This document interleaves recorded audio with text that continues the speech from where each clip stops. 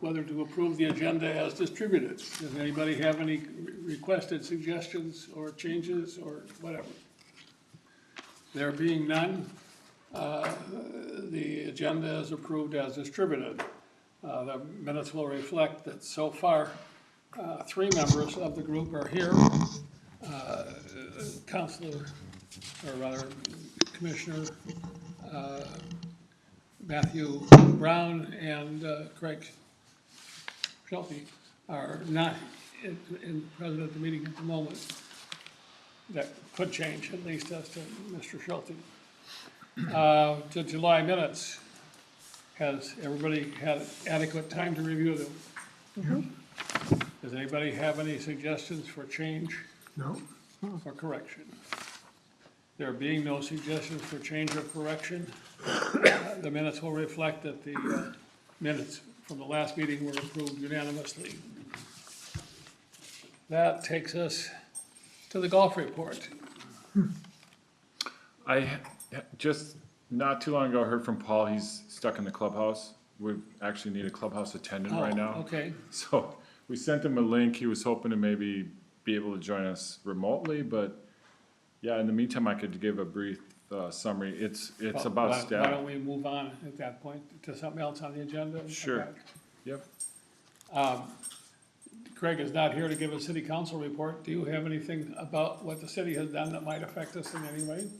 No, Okay, just the budget season, which we'll talk about under new business. then the next item would be the Parks report, which you have distributed a half page for us to look at.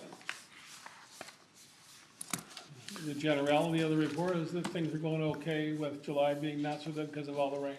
Yeah, well, yeah, so we always kind of give you an update on business in the campground and the marina. July was a wet one compared to last year, so not surprisingly, occupancy, I think, was a bit down comparative to 2024. You know, we run the revenue numbers, really what we have to go on, and almost identical. Paul Paul. is with us if we want to switch back. Yeah, I'm fine with that, yeah. Okay, Paul, are you available to be part of the meeting now? Yes, I am. Okay, why don't you tell us what you'd like to tell us as your part of your golf report? Okay, well, let's see. I guess our big landmark was the picnic weekend, and then looking through, numbers of from last month and stuff. Our numbers are up. I mean, I guess I don't know what the percentage is. I'm guessing at least 10% up, because I think the previous year we were at like 38 gross, and this year we were at 45 in July. And now we've started pretty strong here from the weekend. So yeah, it's busy. I mean, all of our carts are out right now. We're gonna be happy if we're able to get this cart situation taken care of this at the end of this year. But in general, everything's going okay. We've got some of the old carts that we've been using for the end of the day thing. They've been failing, and we've been trying to get those back and running with mixed results. So, we're just doing the best we can there, but just trying to keep everybody happy. If sometimes I have to come back and put carts away later at night. That's what I do. Yeah, other than that, I can't really think of anything that's new. We've got from this just the way that we've had these wet spells. We've got apparently drain tile, or basically the soil in general, is just acting different this year. We've got wet spots that are sustaining. Usually they dry out, and it's and then you never really have any issues. But this year we've got areas that have been wet and remained wet. So it's interesting. Makes us kind of critique things for drainage a little bit. Yeah, so that's about it. I mean, I've still got some work to do for papering up our some things that we need to buy. And so I'll be doing that here probably, within the next week or so. getting some, prices and evaluations and I guess comps is what I call it. But yeah, I mean, everything's going good. We seem to be rolling through everything a little bit better. Beer, and I mean, we don't have a lot of stuff here. We've got beer and pizzas and hot dogs and pretty simple. It's kind of a pure golf situation. And wine, you've got wine too. Yeah, we've got wine. I didn't. I don't know that that's something we'll continue with. I think if they had like some mixed wine drinks, that would be better. But Paul, sorry For to what interrupt. it's worth, I like the one that I had. It was a red wine and it was $5 for hold on one about moment. 4 ounces, and it was really, I thought, quite tasty for $5.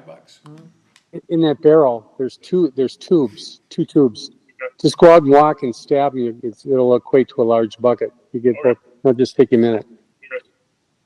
Sounds good, thanks. Yep. Okay, sorry about that. That sounds like Yeah. my kid. Pardon me, That sounds like my kid. Is that my kid? Matt? Well, that's Matt, County Matt. I'll get him some range balls. Anyway, yeah. Out there buying wine. I should have Well, known. he's got a membership for balls, but we've been running out of range balls every day. It takes us about an hour to go Small run. town, yeah. And so, yeah, it's been crazy, but that's what it is this time of year, I guess. No place to hide. Right. Well, So, so Paul's guarding the clubhouse right now because we're short inside help. Right. Clubhouse attendant. I got do some have line one outs out. comment that I want to ask Paul about. I mentioned it to him privately the other day, and that is I was aware, started thinking about what it is we don't have that we might have that would improve play.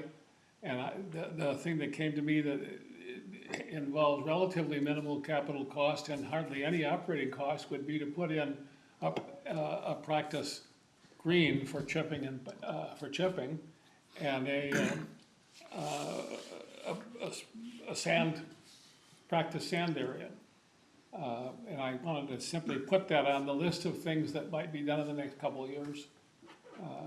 I don't have any real idea of what the cost of the building the green would be. Paul was telling me that sometimes they take the dirt they dig from the sand pit and put that to help build up the chipping green. But in any event, it's something we should price and get some sense of when we might do it. yeah, we've been talking about it. I think we're going to develop something right on the far end of the driving range. I think we're going to convert that into a little bent grass area up there. Because we could, from time to time, we could use a bent grass if we have some damage or something. But that'd be a good situation to make that for a chipping green, and then it's irrigated, so we don't have to worry about that. And then we can just, we can go just off to the side out of the radius of the irrigation and put a sand bunker over there. So that would be at the far end of the tee box. Does anybody else have questions about this golf report? No. Or comments? Anything you want to add, Paul, before we let you go back to your desk? No. Dave? Hmm. Thank Help wanted. you. Sell Okay. it done. It All was right, thank busy you. today. Thanks, Paul. Right. Yep. Bye-bye. Bye. Oh, I know, one thing I wanted to think about for next year, or from now on, I saw that the advertising budget was actually going down, and I wasn't too fired up about that, only from 3,500 to 2,500 in the proposed budget. But more importantly, did we do any advertising surrounding Fisherman's Picnic or any of the other events that bring people into town? I don't know that we did any special events advertising, no. And I need to do a better, get something developed more for media. That's really where I think our money needs to go. There's a few paper type of ads or ads that are going out of, from downtown there that we get involved. And I that's wasn't about, thinking so much of paper ads as internet marketing associated with the Fisherman's Picnic, own internet marketing, and any other events that we have that bring people to town where you've got something on the computer. If we could get our name in this way, you know, while you're here, you can toss the fish, and you can also play golf, or you can watch the pickup truck opera in the afternoon at 3 o'clock and play golf before that, you know, those kinds of things that I think would be cheap and easy and probably produce at least enough revenue to make them worth the bother. Anyway, Well, give some yeah. thought to where we might do that kind of coordinated advertising. Anything else? I'm Yeah, I impre- don't know anything about an opera, but, you know, it wouldn't hurt us to do more advertising on media, that's for sure. But actually, this weekend was really busy. I don't think we could have been too much busier.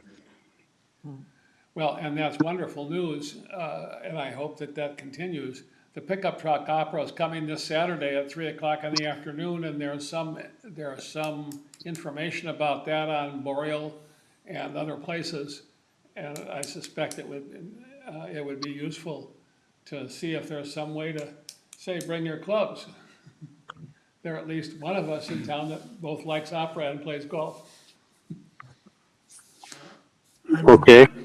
I'm impressed, Mr. Chairman, by the action cam of staff in the wild, actually at work in real time. Duly noted. Yeah, the Okay, flowers look good. well, if there's no more about golf, we'll move on to the next item on the agenda. Thank you, Paul. Okay, take care. Bye-bye. Bye. We were in the middle of the Parks report. We can continue to be. It's like reality TV. Yeah, so, you know, July, like I was saying initially, was flat revenue, literally like $1,000 more this year than last year for just the month of July, 352,000 versus 351,000. So call it flat. We know we raised the rate 5%, so we know our occupancy was down proportionately. Another big indicator of the season or the weather is the fuel sales. As you see, they were off by $10,000. Like 20,000 last July, 10,000 this July. Yeah, it was rainy, but another big factor there is the Border Patrol keeps a boat in our marina, a little go fast like F-30 or whatever they are, like the equivalent of the Coast Guard boat. It's got two big motors. They used to go out regularly and put on considerable amounts of fuel as a result. So the bigger dip of why our fuel sales were down in July was just that one boat not going out as often. And I noticed when I was walking around the park the other day, there were lots of boats parked in the marina. Are they all temporary, just for a while, or are there some that are more long-term? boats in the water on the docks, Yeah, yeah, most are seasonal. Yeah, okay. we have like approximately 30 slips, you know, docks, and I would say 27 of them are seasonal. What, There's only 3 reservable guest slips. what do we have for what do we charge for the season for a slip for a boat? It's based on the price per foot, Yeah? and it's $72 per foot. So So the typical average, boat, 20 feet, we're talking 3,400 bucks, is that right? Or am I doing it correctly? yeah, more like 20 1,500. times 72, whatever that is, Yeah, 1,500, 1,500. yeah. But most boats are more like 30, and it's about 2,000, so. And how does that compare? Do we know what anybody else's marina charges? Yeah, I've looked at this in the past, and it's not an apples-to-apples comparison to Duluth or the Bayfield area. They typically charge more, they have more to offer, and they charge flat fees for dock space. Like a 30-foot dock is $3,000, and they don't care what size boat you keep on it. A 40-foot dock is $4,000, a 50-foot dock is $5,000. They don't necessarily For the price. summer. Yeah, Okay. they don't price by the foot. I would think our principal competition would be Silver Bay in terms of comparison, wouldn't it? Yes, but no, we really have no competition, but What I mean by that is whatever they're charging would be something we would want to know. not so much, because they're overbuilt, no demand, their rates are very low Oh, as a really? result. Okay. There's literally nothing in the Silver Bay Marina that's attractive. It's out of town. There's fly ash on the decks. I believe they're much more affordable than us, and but they have empty slips, and Okay, good to know. it's just a whole different animal. So yeah, the good news is we're doing fine. 3% year to date, up over last year. So it's an indicator of occupancy lagging. Because if we had strong, flat occupancy, we'd be up 5%. But just like last year, the same trend we saw last year, where July and August, it's tough to beat. Once we're full, we're full. So we were flat last year for July and August. We're sort of trending at that 3% mark after the end of August last year. But then September and October really came through for us. It was great fall weather, hot, dry, extended. September especially came in really strong. And I believe we finished the year up about 7% last year. So plenty of runway left here and really strong numbers, I think. The other thing, that's part of your report is the application for state funding, Yes. and this map, I gather, relates to that. Yes, yes, so, we'll look at the city budget under new business, and then, yeah, the big news here is we made our deadline for what was July 31st to submit to the Greater Minnesota Regional Parks and Trails Commission for funding. The team at LHB and I were working throughout the month of July on these plans and narrative, and I attached all that to the email earlier today. There's quite a lot there to digest, but tonight I just provided the illustrative map that was a part of the application to kind of give us all a sense of where we're at with this. As we talked about at the July meeting, after their open house, we sort of heard it loud and clear that Bathhouse 2 is the most needy of our 4 bathhouses. The relocation of Bathhouse 2 down into that southern corner of the campground makes a lot of sense, particularly with the grant in terms of being accessible to the beach and the boat launch and the picnic pavilion and the general public, right? We had a few discussions with the coordinator at the commission to gauge some strategy and found out, pretty quickly that they're keen to fund facilities, and bathhouses are certainly one of those. But if it's just this sort of standalone improvement for the campers, it's not as competitive as, something that's available to the public and the day users, and it's, Hey, the bathhouses are used by the public, right, yeah. right. But the idea that it's just another bathhouse for the campground is not how we worded the application. It's a public bathhouse for the day users of the park, for the boat launch in particular. Can we send them an addendum that says, and there are a lot of dog walkers who use these houses? It's already touched on in Okay. the narrative. LHB did a really good job positioning this project as more than just a bathhouse. You can see the additions of the wayfinding signage, the entrance sign. We actually included one of those renderings from CJ Fernandez from years ago that he had created like a monument entrance sign, that was 5 figures to, put it out there that the priorities of the master plan were pretty clear. They were improve the facilities, but also improve the signage and the wayfinding. So we packaged that in with this application. There was a budget spreadsheet that was prepared by LHB.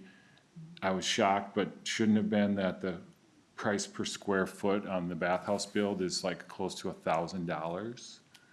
But that's the going rate for commercial bathhouse structures because of all the utilities and infrastructure and durable surfaces. And we did, hear from the group that the preliminary application is kind of purposely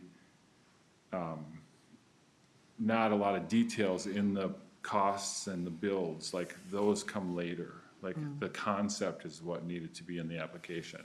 So you saw in the material sent earlier of a line drawing of the bathhouse, very similar to the bathhouse 4 in terms of size and layout, although it does include a new family room, which is something we currently don't have.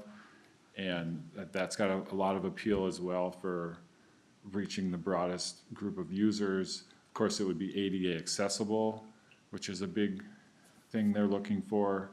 And so I feel like we checked all the boxes. when I was reviewing the application and addressing their narratives for why we're doing this. And the master plan supports this throughout, and I knew we had a strong master plan that supported this application, and I feel really good about it. The group has already reached back on a site tour date. Sounds like the first week in September. We'll be entertaining the judges with a walkabout, and then we'll find out in the late fall, November. As you can see, we put up a 25% match, which is no small amount on a $1.75 million project. It's, 400 plus that we would be using from our own capital reserve fund, which is healthy. That was part of the strategy in terms of extra points are awarded for match amounts. And at the 25% level, you get the maximum number of points, which is 15. Sort of graduated, 10% match got you 5 points and 15% match got you 10. And there, I believe, would be a time of negotiation with the committee, the judges, if they really like our project, but they want to fund multiple projects, and there's only about $12 million available in this cycle. And so typically they get more requests than funding availability, and they're able to work with the parks on staging projects or increasing local matches and, making it work so that they can partially fund our request. And we could look for funds elsewhere, we could bring more match money to the table. So it's a process that'll continue to play out, but we're optimistic, and I was very impressed with the team of LHB and their efficiency and effectiveness. Questions or comments? Kate? Right. Yeah, I think it's great. I was really impressed with everything I read and looked at.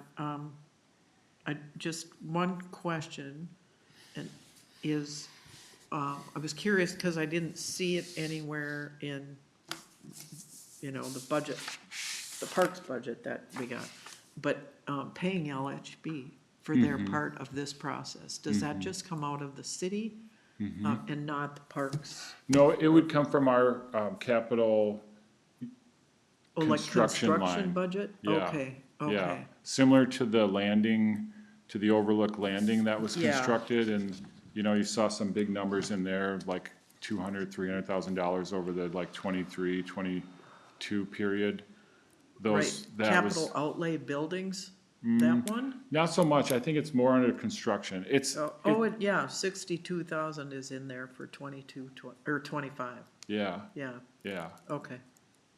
yeah. Yeah, that makes sense, I just wasn't sure, yeah. And those numbers, we can talk about that when we do budget talks. They're placeholders. Yeah. They're amounts paid into our reserve fund. Right, And right. some years we spend 400,000.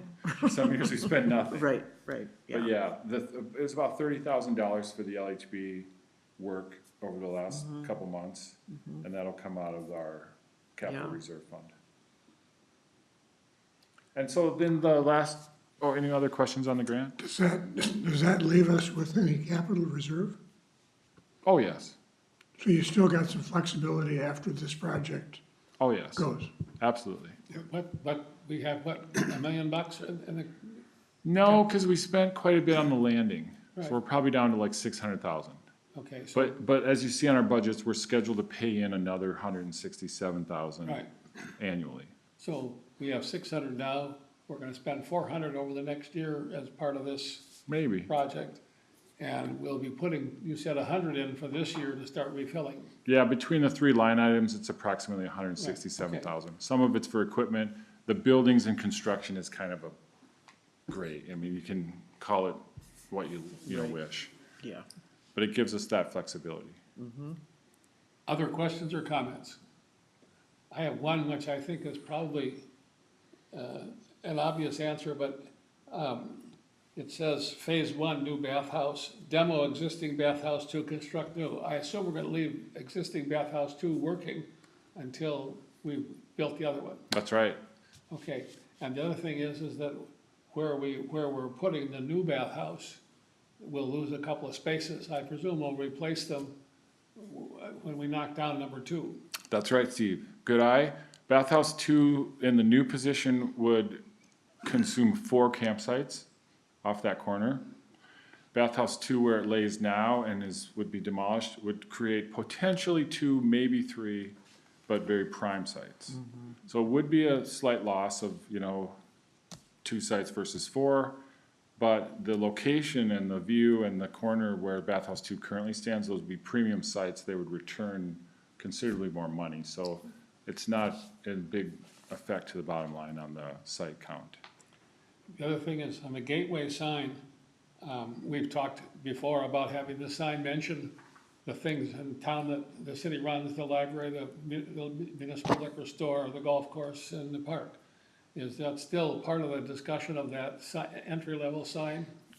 Everything's up for discussion on the sign right now because it's not designed yet. Okay, well, when you're ready to start thinking about the design, put it on the agenda. For sure. Thank you. Last bit of my parks report, like you already alluded to, Steve, we got the opera, pickup truck opera coming this Saturday at the Sledding Hill, 3 p.m., free and open to the public. We got posters up in the park and we're doing our best to get the word out. And if you or anybody who might be watching this has never seen the pickup truck opera, it's very accessible. It's not the kind of stuffy thing that you associate with opera. It's done with great humor and inventiveness.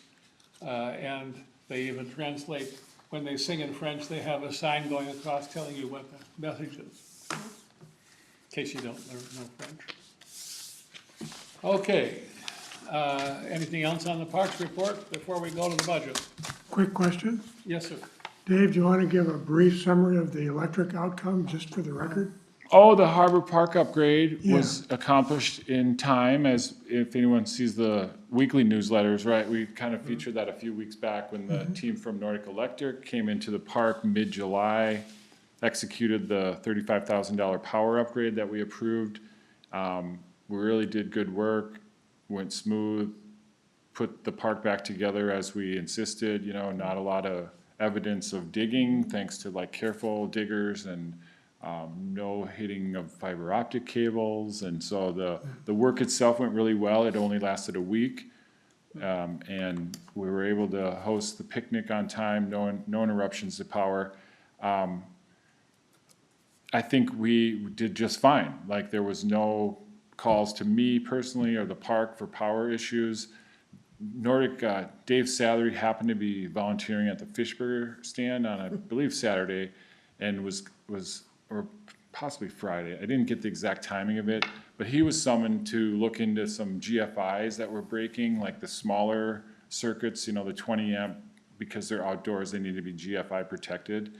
And after some testing, he determined the problem was on the vendor's end, that they had old equipment that, not properly grounded, and they were tripping our sensitive GFI connections, but that was minor. Well, that was handy. Yeah, and he didn't charge us for that.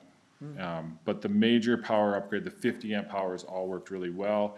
I was a little surprised to see the vendors all on Wisconsin. The big food trucks, were right down Wisconsin, and a little bit congested for my taste. No use along First Street In front of the west, trading in front of the post. trading post, exactly. And, we set a pedestal in that location. Oh. Part of the 3 pedestals that were installed, there was one going to the east, which was like the longest dig to get to that corner across from the trading post. And then there was one kind of to the north of the main, like the tavern, across from the tavern, and then one to the west down by the Johnson Heritage Post. And the west and north ones were heavily loaded up because of all the vendors on Wisconsin, and zero use of the pedestal across from the trading post. It'd be interesting to ask the Lions, like who's in charge of that, and maybe For sure. if I've there's already a talked to Pete Kavanaugh about this. rationale. or- Well, we're gonna have a debrief, official meeting on the picnic in the coming week with the Lions and the downtown businesses, Well, and that's good, that's Presumably, good. that issue could be addressed by making people move a little closer to the other connection, right? it's exactly, the vendor coordinator has the ability to place vendors the most efficient, effective way, and in this case, I just didn't, we don't do that. The Lions do Right. that. We'll talk with the Lions. will ask like, why didn't you use this? But it gave me the sense of like, it's plenty of room to grow. As we considered that option, you know, like, we're kind of glad we didn't do the 800 amp upgrade, because it would have been even more Overkill. unused. Sorry, Yeah, no. But no, the bottom line is things went very well. The Yeah, that's bouncy great. houses were inflated and the vendors were powered up. But from my perspective as a pedestrian, the Wisconsin was very crowded. Like, there was no sidewalk. The bouncy houses and the food trucks all combined for just a bottleneck. But that's something we'll talk about with the Lions next week. Cool. Anything We're else just glad about it's parks over. before we go to budget? well, and the Lions can tell their vendors to check their ground fault before they show up. Yeah, That's legit, yeah. yeah. Okay, all right. The budget for 2026 has been distributed as a draft. Who has ideas they want to consider or suggestions? Well, let me just give a or little questions? introduction to this, because this is a bit of a newer exercise, I believe, for this board, based on my reflections on our roles and responsibilities discussion in the spring with the mayor, when I went to our like founding documents and looked at our mission and roles, and it talks about the budget Yeah, and the fiduciary responsibility of this board. And so, in the past, I've just maybe briefed you on the budget, I haven't actually shared the numbers like we're doing tonight, so my apologies for that, but it's really in the city council's wheelhouse to like finalize these numbers, but certainly as a board, we have the influence of rate adjustment on the revenue side. Expenses are a little more fixed, but if you'd like to see things moved around, like, now's the time we can talk about things. And so I will appear before a city council work session meeting in the next month or so, is when department heads present their draft budgets to city council in a work session. Again, that's all the department heads, and we're sort of scheduled back to back in like a 2-hour slot. Similar type of discussions of line items, and the revenue prediction is always sort of the fun and exciting part, like how are we gonna do revenue wise, cause that really determines the levy, the final levy. Believe it or not, rec park revenue has a pretty big influence on that. And in years past, we always kind of estimate conservatively for revenue because of fuel prices and weather being so impactful to our revenue. We take conservative estimates to kind of buffer that, build that into the, like, worst case scenarios. Expenses too, we maybe like put in bigger numbers just in case. But as the season plays out and we finally get our final numbers in after October, council always kind of revisits those and adjusts up or down based on how we truly did this year. Because right now, we're only halfway through the season, so it's tough to project how we'll finish, although we know the trend. But by October, November, we'll know for sure what we made this year. That'll firm up the council's confidence in what we'll make next year. And as you've probably heard or seen, the levy is most times adjusted downward because of park and liquor store revenue performance. They set a preliminary number early that it can't be exceeded, but then as the numbers come in, the goal is to minimize the levy for the So if we like to start on the revenue, we can see like big categories from the recreation. And I should also explain how this budget works. There's different, like, within the Parks Department, we have different areas. Recreation is the campground, golf course is obvious, boat harbors is the marina, and then city parks is the zeros, at least for revenues. But on the expense side, it's the downtown parks, Harbor Park, boulevards, that sort of area. On the expense side too, you'll see a line item for the swimming pool or the YMCA So that, and tennis courts. And those are kind of county, city collaborations, yeah, that we have very little say in. But yeah, for the sake of my budgeting purposes, in especially when it comes to expenses, I always split things out. If it's a garbage bill, 75% of it goes to the recreation line item for campground, and 25% will go to the boat harbors for the marina. So there's, distinction between different operations within the park, in that recreation being campground, golf course being Gunflint Hills, and boat harbors being the marina. And so you can see how the campground is the big winner for revenue. And last year's numbers are in there, 2023 numbers are in there. You can see some positive growth. You can see our underestimating of how we'll finish in 2025, 1.65 versus what we made in, last year, 1.7. But I will tell you, as I said, I do conservative estimating on that, so my 1.689 is really just a 3% multiplier.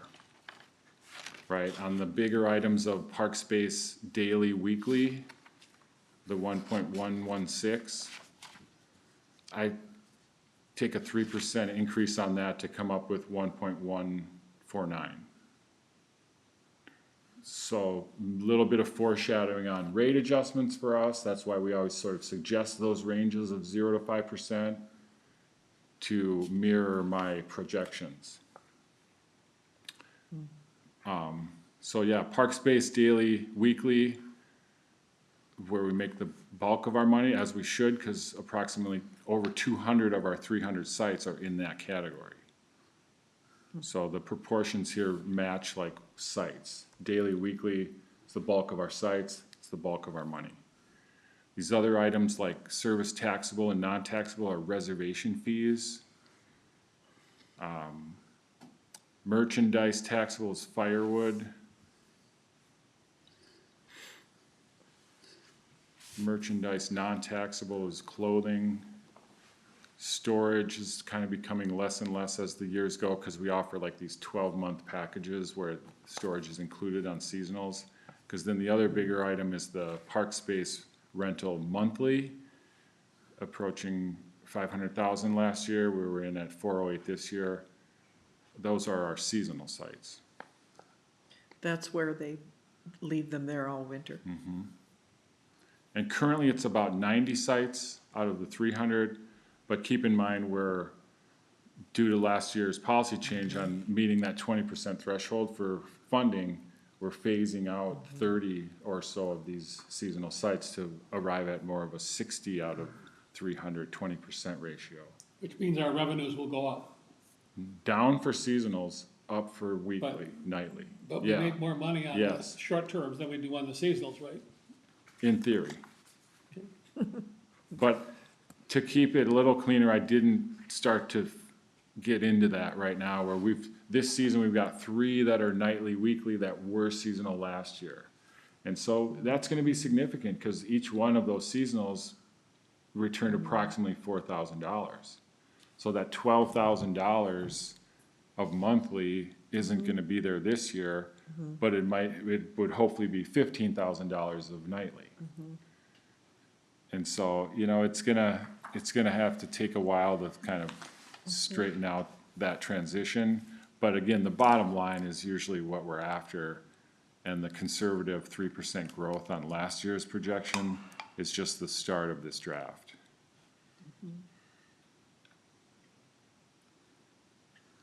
Paul supplies the golf course numbers, but I help when needed.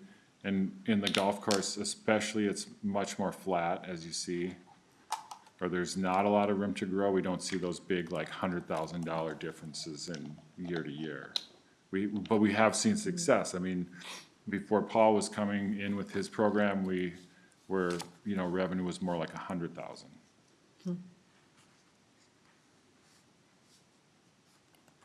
Boat harbors, again, really fluctuates with weather. Last year was a banner year, never made that much, 137,000. It was just a great combination of like large fuel sales, extended transient dock rentals. The seasonal docks and the transient docks are all one, unlike the campground.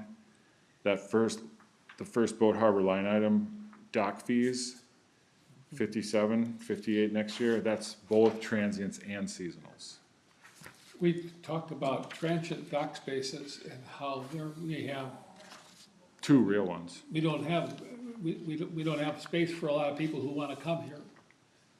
Is there any sense that we ought to not have quite so many permanent or year-round No. dock spaces as opposed to transient ones? No, and I'll tell you why, because of demand and the design of the docks themselves. Our seasonals are all on the inside finger piers that are 30 feet or less. So they're the smaller fishing boats, 25, 28 footers. Seasonal local fisher folk use those slips, and they get used a lot, and they pay accordingly. Transient Lake Superior cruising boats are 35 feet, 38, 48 feet. They're very rarely under 30 feet because of the size of the lake and the conditions. And so our two guest slips for transients, they're 35-foot finger piers. They're off the end of the head piers. They're adjacent to the channel, purposely easy on, easy off. There really are only two suitable slips for 35-foot, 40-foot boats. So it's both a slip size and a bit, and navigation to that slip, as well as demand. If there's one thing I've learned over time, we're not Bayfield, we're not Duluth. We don't get 10 transients boats that come to town that are looking for slips that I have to turn away 8 of them. Have we had any discussions at all about increasing the number of transient slips in any of our capital planning down the road? Well, the master plan is very ambitious with that, Steve. If you recall, we want to make the most of our marina, move the break wall, dredge, retain, double our capacity, double transients. Yeah, there's talk of it in the master plan, but it's very ambitious. Okay, good. Do you turn away many people? No. Or I get creative and call the folk school.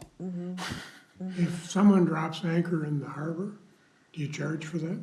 Not for anchorage, that's free, but mooring balls we do charge. We have 9 balls, 7 of them are seasonal, 2 of them are transients. We charge accordingly. Yeah, I saw somebody was just hanging offshore overnight and seemed to be doing fine. Yep, and that's the free way to go.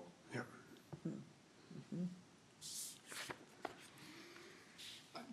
I don't remember that we've ever increased any of the non-park, the non-camping fees. We pretty much raised all of our camping fees 3% most of the time, every year I've been here.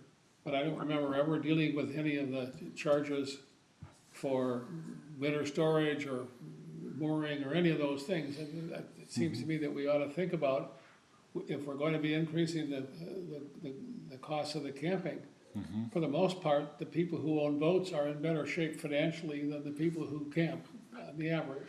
And you're just forgetting, we do increase marina rates at the same time as camping rates. It's part of the discussion, and they generally mirror camping increases. Okay, I'm glad to hear that. Yep. when we get to And that. storage.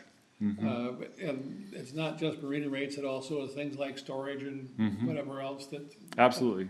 Yeah, when we look at rates in the fall, we include camping, boating, storage. The one maybe category that you leave up to us is like firewood and ice and extra vehicles and extra bodies and the accessory rates that we adjust upwards as needed. But those are the smaller items of like service taxable, non-taxable. Do other people have comments or questions? There are no plans to change the office location or size. Not in the short term, Bob, but based on working with LHB and seeing some of their inspired designs, it's in the phase 3, Okay, yeah, it's, because it's cute, but it's not very big. right, and it's congested.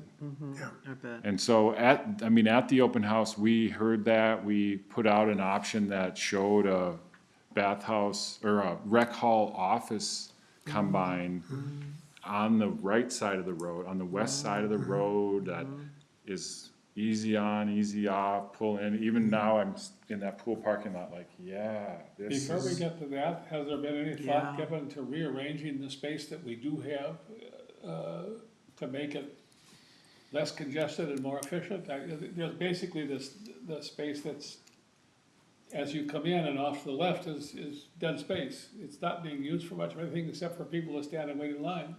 well, no, folks that know pull in, and there's a turnaround island there. No, And no, I'm it's- talking about in the building itself. Oh, in the little office. Well, that doesn't seem to be the point of congestion. In my experience, it's the hillside, 3 rigs up the hill. But we get them in and out quick, and I can do 3 terminals. So for- you're saying that in the short and medium term, Yeah, the house works well enough? works great. Okay. And I'll always say this, there's something to be said for the nostalgia and the smell of it. People walk in and they're like, ah. Even the LHB team liked it. But we all agree that's like that there'll be a day when the office will no longer suit us, and the better plan is to put it on the west side and Right. make it flow better with traffic and include a community room in it. Yeah, that makes sense. I have a couple questions, Of course. just mostly, Yep. just because I wanna know Fire away. what these are for. The bank charges in the Credit card expenses. fees. Yeah, like I- 3.5% on 1.7 Okay. million, Yeah, because everybody's paying with a card these days. Uh-huh. And like, so I've never been a fan of credit card processing fee add-on like the Yeah. restaurants are doing. We just hope we build that into our rates. oh, yeah. Yeah, and then I was curious about those capital outlay categories, but I think I understand that now. Well, And- good, because I've for years had trouble understanding them, but they equate to like placeholders and or like not so much seed money, but we'll pay that into our dedicated capital fund in these amounts annually, and then spend cash for things when we need to. And so these bigger amounts, for buildings, 90,000, 70,000, and 9, those are all based on, kind of loosely based on our master planning, and particularly the equipment is on a scheduled replacement schedule, like a new truck every 10 years, new mowers, et cetera. We kind of purposely like keep things going and fix things, we just have that attitude of like, well, we don't need a new truck. So that money just accumulates. And the same for buildings and construction, like whether or not we spend it, it gets allocated to our fund. Yeah, that's great. And we do that generously in the campground, cause I think we have the revenue to support that, or it doesn't like impact the levy. But like in the golf course, Right. you'll see that we don't have a lot in there, it's like 15,000. And so Paul struggles with that a lot because, he needs every year to be buying equipment, and it's expensive equipment. And you can see like the trend there, like 23,000, 20,000, like he's overspending his capital Sure. allocation to buy carts and mowers and blowers and irrigation. And it's been a real struggle to properly fund the golf course with a realistic capital number that reflects the real cost of doing business up there and the long-term cost. Like the 15,000 doesn't really reflect buying 12 carts this fall. And that's where we as a committee and then the city council as the purse string holders have to sort of suspend the budget and say, well, we need it, Oh, we'll spend it, we have it, and then it comes out of, the general fund. But a lot of times, because of our overperformance of park revenue, sure, there's extra money. yeah. My only other question was on the golf course budget. It didn't make, in the revenue part, it just didn't make sense to me about the daily cart rentals and the seasonal private cart fees, that if not, there's not, it doesn't look like there's this year, half year, been much revenue in the daily cart rentals, but then he's saying that they No. don't have enough and, I got this, Kate, it's good eye, and this is gets adjusted because he sells in his till, in his point of sale, he has a button that's 9 holes in a cart for $48 or whatever. And 28 of that is the 9 holes, and 20 of that is the cart. And so you'll see up under daily fees right now, they're like, well, maybe they're not that far up, but this happens every year where, because of the combined sales in the point of sale system of 9 holes in a Oh, cart, it's just showing it's up in a initially different allocated to daily category. fees. And then in October, I go back into that point of sale system, and I see, oh, he sold like 793 of those packages. And I do the math to split out how much should go to daily fees and how much should go to daily carts. yeah, cause I keep Yeah. hearing about needing new carts, needing new carts, needing new carts. Yeah. And I'm like, well, it doesn't look like you're using them, so. Yeah, no, Okay. we have to make an adjustment in the fall where that money is split Yeah. out of a package. Okay, With regard to the golf revenue, forecasting flat, it seems to me is negative thinking. He says we're really busy. If we're really busy, revenues should be going up. Seems to me that we should, I noticed that we're forecasting an increase in expenditures of about 20 grand. And I think we ought to forecast an increase of revenues that's at least equal to that, so the amount of subsidy doesn't increase dramatically.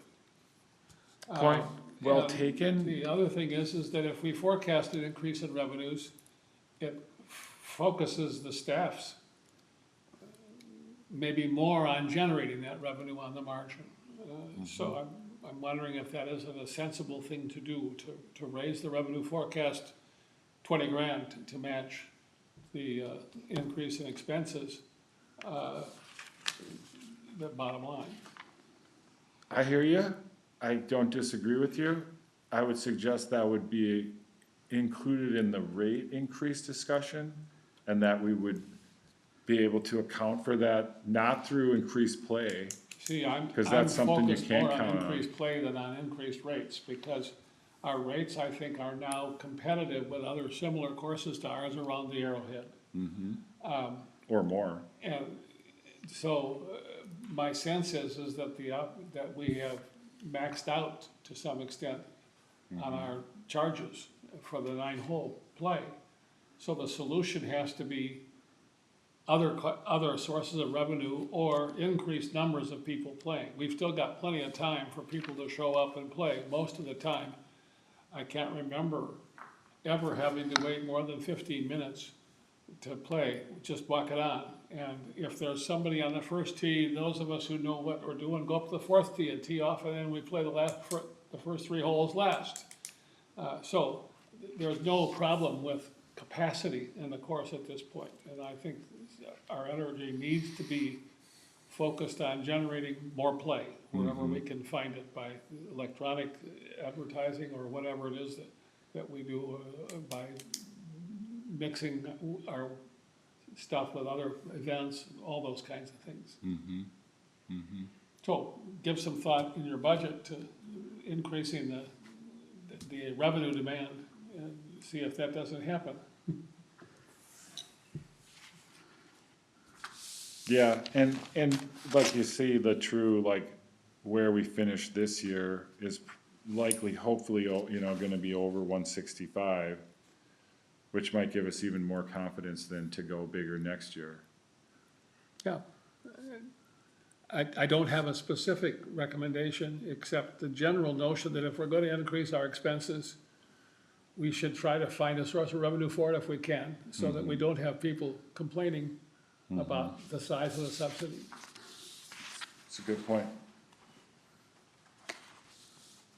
Did anyone wanna look at these expenses further? Like, there's where we really get a lot of line items going, but I'm happy to answer any questions on those. They're all pretty self-explanatory. You can see bigger items in the recreation area, aside from staff, which are kind of the top 15 lines or so. That's something actually like Kim and the city hall supplies a lot of those numbers for me, particularly the insurance and the workers' comp and that sort of business. But the real spending categories are the repair, what are we under, like operating supplies, 20-some thousand, that's toilet paper, cleaning products, all our consumables, and then repair and maintenance supplies, a few items down there at the 25,000. That's where we spend significant money on contractors fixing electrical problems, G&G jetting plugged sewers, and then all the fix-it parts we buy locally and online, new toilets, new paint, new whatever it breaks. Dave, what is 310 service agreement? That is our online booking machine, the Firefly Oh, yeah. online booking software that we Yeah. use. That too has become a big number. Yeah, cause we pay $3.50 per transaction when we book someone. We have to pay this group $3.50, and obviously it's a bit of a pass-through, cause we charge a $10 reservation fee, so we cover it plus $6.50. But yeah, it's a significant expense when more and more people are using this. As we grow bookings, that fee will grow as well, but it's somewhat flat in that upper 30s. It's a newer fee, though. In the past, we bought the software, we owned it in-house, and we didn't have to pay that subscription as a service, is what it's known as, because it's a cloud-based reservation system. It's only a third of what bank charges are. Yeah, that number just, like, I remember that was half of what it's now. But everything's changed with COVID, and cash is no longer popular, and everybody's, even when we're selling a $3 bag of ice, it's on the card. Oh, yeah. Right. I have a couple of big picture questions. If I look at the revenue from recreation, the projected revenue is $1,689,220.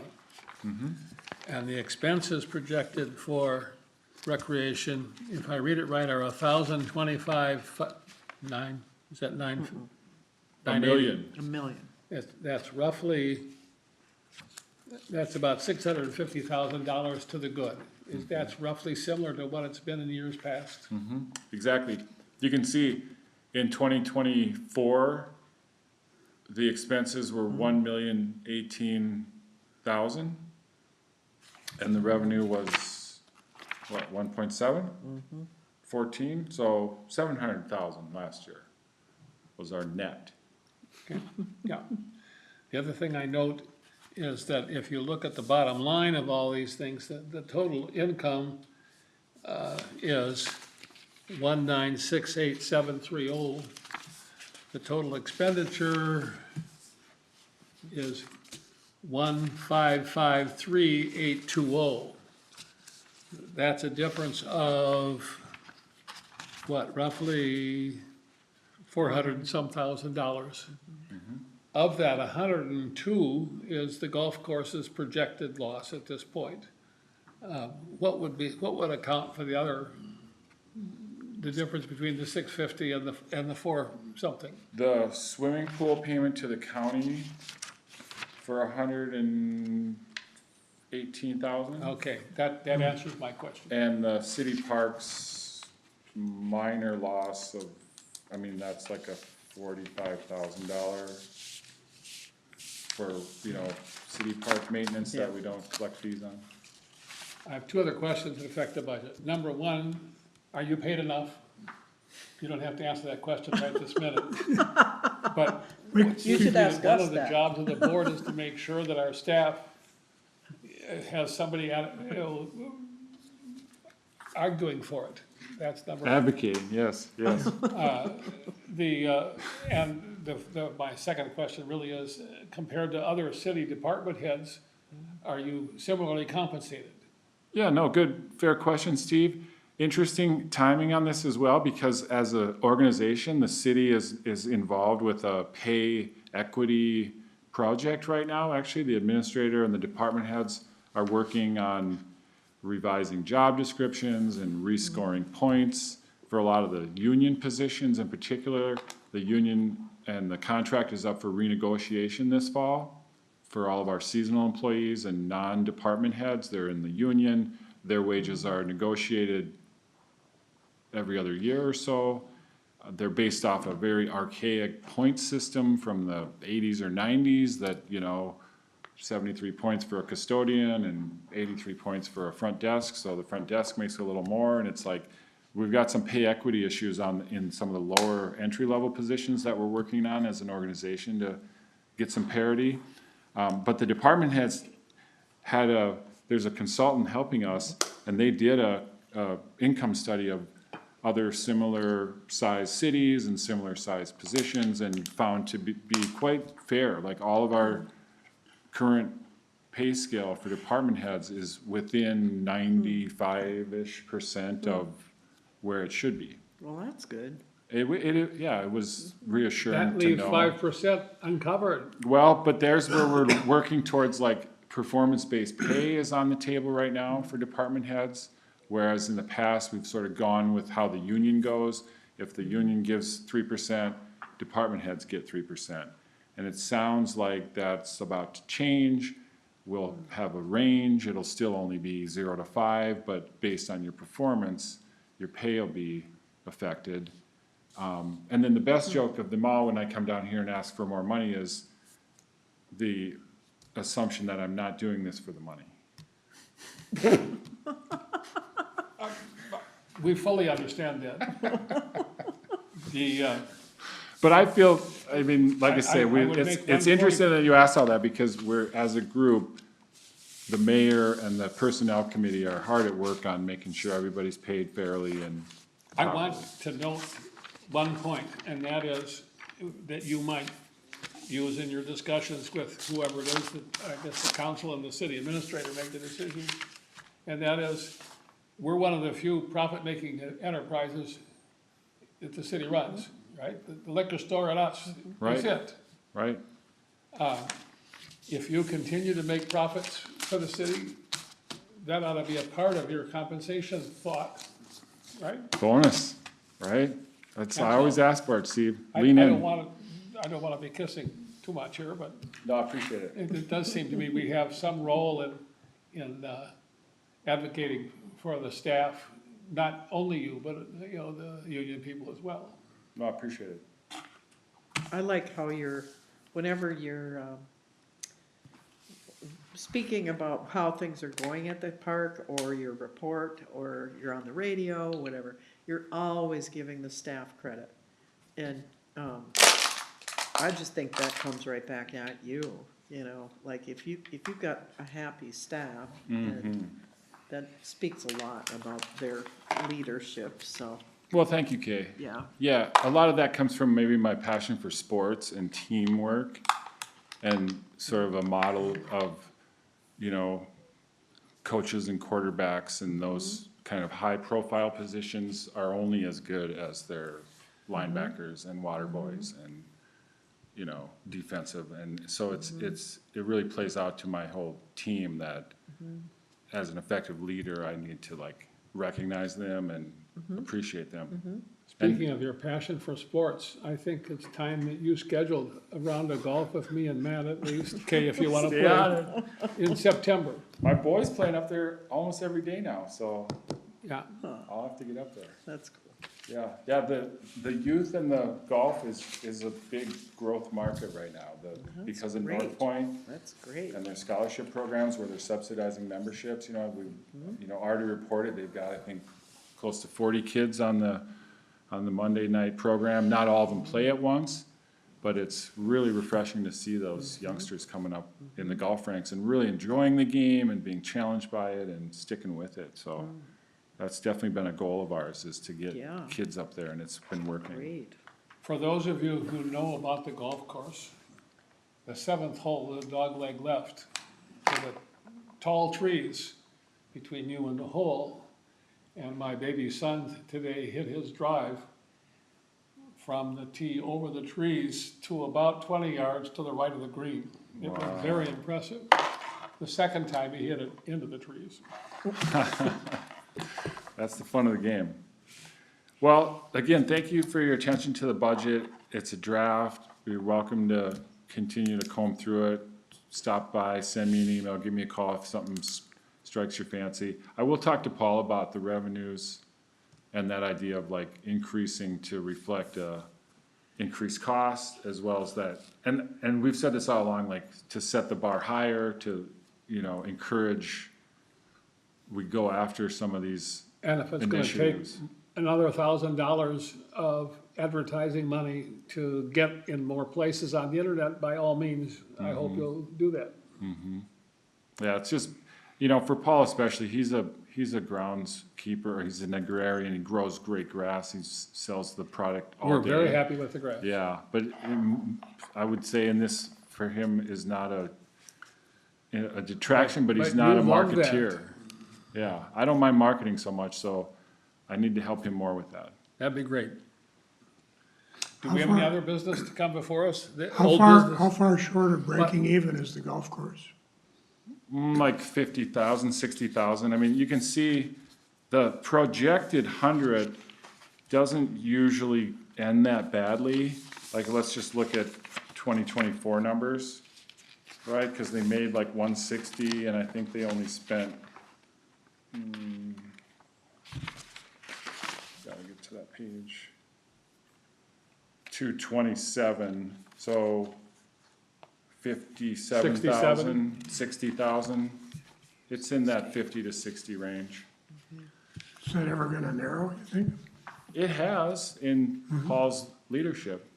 It was closer to 70, 80. But it's a niche game. Like it's, not everybody golfs.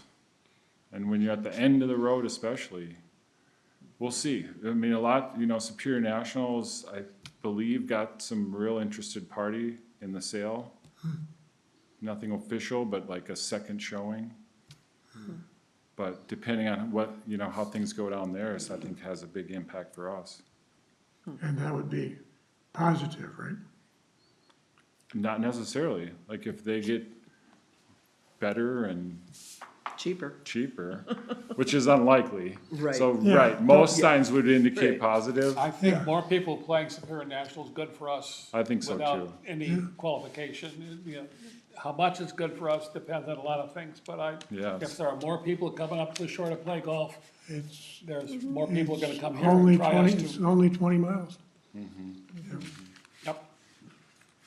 And it's one thing we ought to talk about when the new folks come by the course, if they do, is some kind of joint promotion with Superior National. Pay your warm-up round at Grand Flint Hills, you play your full round when the rates go down in the afternoon. Or, you know, play a cool-down round after you've done your 18, come here and see if you can manage this course, which has a slope of 133, which is equal to the white tees in Superior National. It's a serious golf course, and I don't think most people really know that. And we need to tell the world that you're playing a course that has as much toughness as you would want. Or if you want to play the front tees, it's a little less. Steve, I can see you in the ad. Yeah, I can, If that becomes useful, I'm willing to think about it, but I'm not campaigning for it. you got the passion. yeah. Pardon? You have the passion. Well, you know, it's an obsession of a kind. Okay, That's obsession. like a passion, only different. There He is, said it. there are few things in the world that give a person more happiness than a shot like my son hit today. You know, it makes up for all the other bad stuff that might happen on the course during that day, just that one shot. Yeah. And the fact that that shot might get repeated is really quite seductive. That's great. For all of us. Okay, This is the only board I know of where you can incidentally keep tabs on your progeny out golfing. Say that again? So this is the only board I know of where you can keep tabs on your progeny out golfing, just as an incidental finding. This is great. Yeah, he'll love it. Any other business before we He does. adjourn? I know. Any other business before we adjourn? Last call. All right, we are adjourned.